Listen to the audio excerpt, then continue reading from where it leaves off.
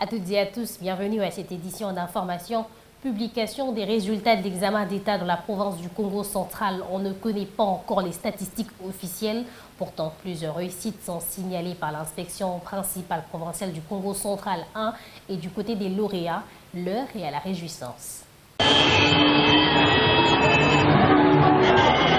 Aussitôt informé de la disponibilité des résultats de l'examen d'État édition 2019 dans les différents réseaux de télécommunications, partenaires du ministère de l'EPSP et des FPMA, les finalistes de secondaire lauréats à ces épreuves ont pris d'assaut les différentes artères principales du chef-lieu du Congo central.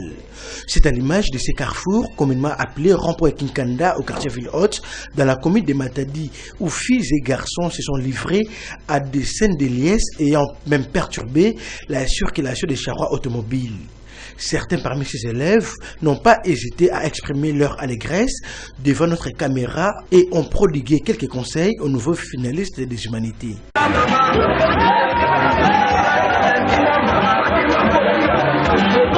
vais demander à Dieu, comme cela se vient, qu'est-ce que je vais faire?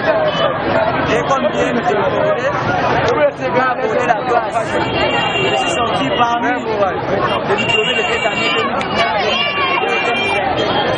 Alors, à part ça, j'ai compris les premiers.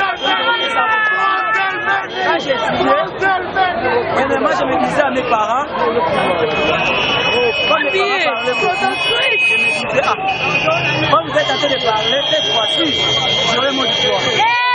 Et j'ai je suis sorti à 38%.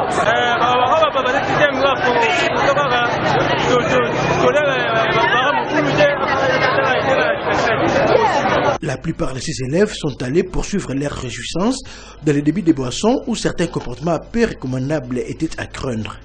Abordé à ce sujet, le maire de Matadi a affirmé de ne pas être au courant de cette allégation et a promis de se renseigner auprès de son proche collaborateur des services de l'ordre. Du côté de l'inspection principale provinciale de la province éducationnelle Congo central 1, les responsables disent ne pas encore rentrer en possession officiellement des résultats pour évaluer les taux de réussite des élèves.